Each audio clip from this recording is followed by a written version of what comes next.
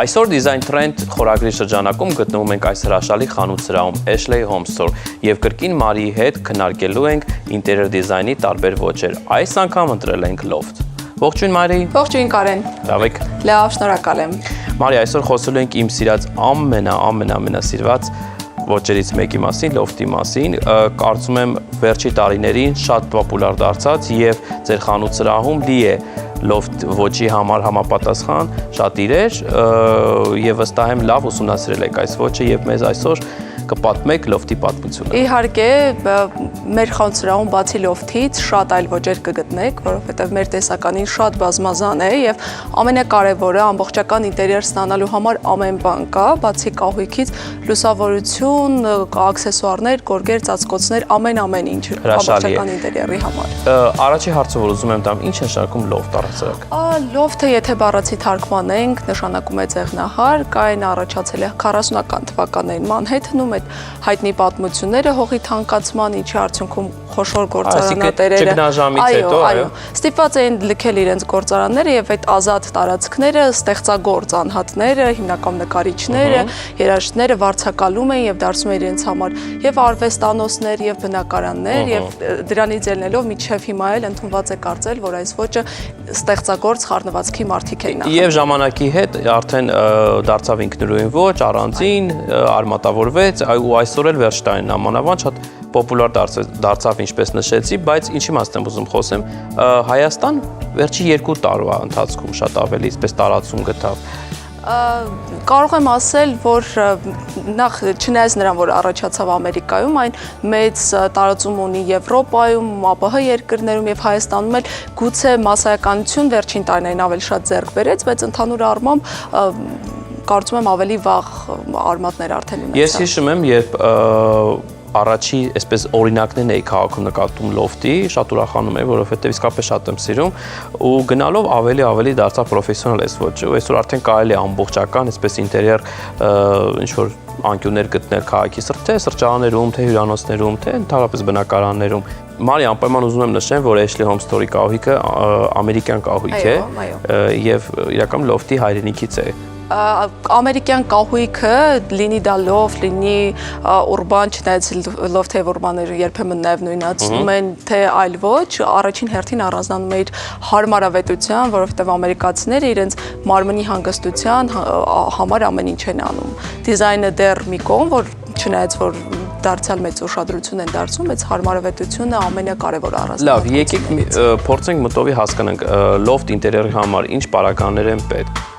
Առաջին հերթին այստեղ բացի կահույքից, որը ինտերիերը լրացնող ամենակարևոր մասնիկն է, պետք է ուշադրություն դարձնեք նաև ընդհանուր ինտերիերին, քանի որ գործարաններից է գալիս արմատները, պատերը հիմնականում անմշակ են լինում կամ աղյուսով են պատված լինում, ի դեպ այդ աղյուսը կարող է լինել ինչպես բնական, այնպես էլ պաստառների, տեսքով ստացված կամ սալիկների տեսքով։ Մեր ցուցասրահում էլ տենց շատ անկյուններ կգտնեք,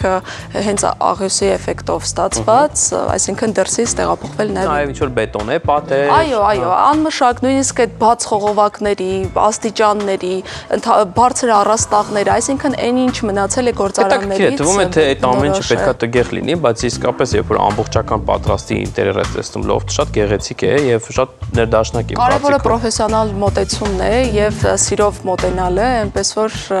բաց տարածք է ընդհանուր առմամբ։ Ես դժվարությամբ եմ պատկերացնում, մի քանի տարի առաջ ոնց կարելի էր ինչ-որ մեկին համոզել, որ պատը պարզապես բետոն է թողել, բայց այսօր հենց շատերը իրենք են ուզում, որպեսզի իրենց տան պատերը հենց նման անմշակ տեսք ունենա, նաև հատակը։ Այո, հատակը հիմնականում փայտեր են լինում, ներկված փայտի էֆեկտ է լինում,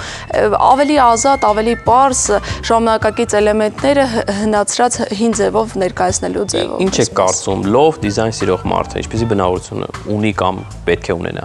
Կարծում եմ ավելի ազատ եւ ինչպես նշեցի, ընդունված է կարծել, որ ստեղծագործ անհատներն են ընտրում, այնպես որ եթե դուք ձեր մեջ տեսնում եք այդ ամենը, կարող եք անպայման ընտրել հենց loft ոճը։ Նաև նկատել եմ, որ շատ հաճախ հենց տղամարդիկ են սիրում loft-ը։ Թույլ տվեք այդ հարցում չհամաձայնել ձեզ հետ, կա իհարկե loft-ի մեջ հենց ուղղվածություն կա տղամարդկային loft, եթե կարելի այդպես անվանել։ Այո, բրուտալ, դրանք հիմնականում այդ մուգ ու աղյուսից պատերն են եւ այլն։ Նաև խնամքի առումով է կարծում եմ շատ հեշտ, որովհետեւ հիմնականում այդպես հատուկ ինչ-որ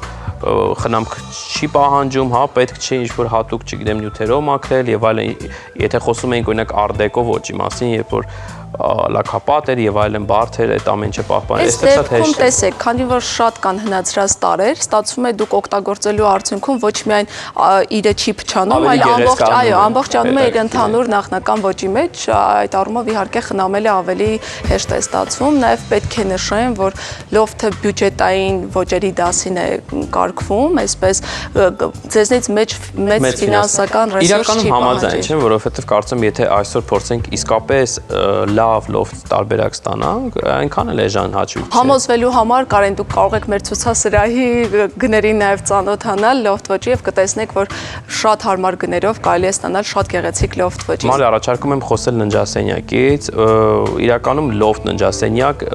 տեսել եմ օրինակներ եւ համացանցում կան, բայց ինչ որ չեմ պատկերացնում, օրինակ ես այդպիսի ննջասենյակում։ Ընդհանուր առմամբ այստեղ դուք եւս ազատ եք, ննջարանը լոֆտ ոճի ննջարանը կարող է լինել ինչպես փայտից, կտորից, փայտի կտորի համադրությամբ, այնպես էլ մետաղական, այնպես որ ընտրությունը այնքան մեծ է, որ ցանկացած նկատի ունեմ ես ննջասենյակ ավելի այդպես փափուկ եմ պատկերացնում, բայց կարող եք փափուկ ունենալ, ուղղակի արդեն լոֆթի ավելի սառը երանգները պահպանելով եւ ունենաք լոֆտ ոճի եւ ձեր նախընտրությունների։ Նաեւ նկատում եմ բուսականություն, հա, լոֆտում, ինչեւ օրինակ շատ այլ ոճերում այդքան էլ նկատելի չէ։ Գիտեք, ընդհանուր ժամանակակից ինտերիեր դիզայնի մեջ բնական այդ ծաղիկների օգտագործումը տարածված է, լինի լոֆտ, վինտաժ, պրովանս, թե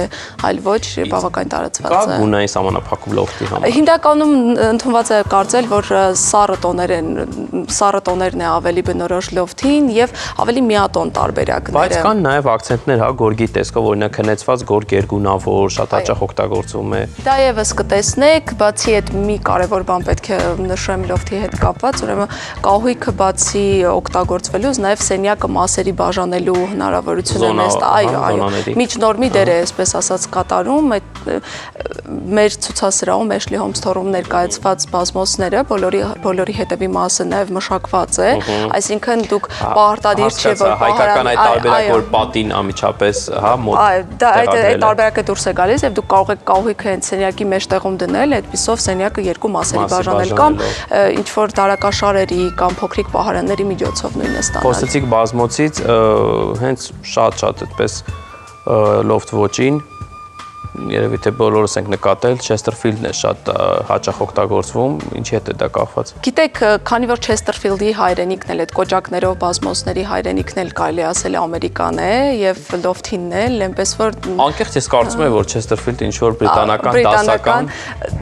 եթե մենք այդպես շատ խորանանք, ընդհանուր առմամբ կստացվի, որ ամերիկացիները նորաստեղծ ազգ են եւ ամեն ինչ փոխառված է հին ազգերից, բայց ընդհանուր առմամբ ամերիկյան ոճին բնորոշ է այդ Chesterfield բազմոցները եւ լոֆթն էլ լինելով հենց ամերիկյան ոչ, բնականաբար ունի այդ տարերը իր մեջ։ Հետաքրքիր է։ Կարծում եմ շատ երկար կարող ենք խոսել լոֆտից, բայց որպեսզի հեռուստադիտողները ավելի լավ պատկերացնեն, թե ինչից ենք խոսում, ավելի լավ է մեկ անգամ ցույց տալ։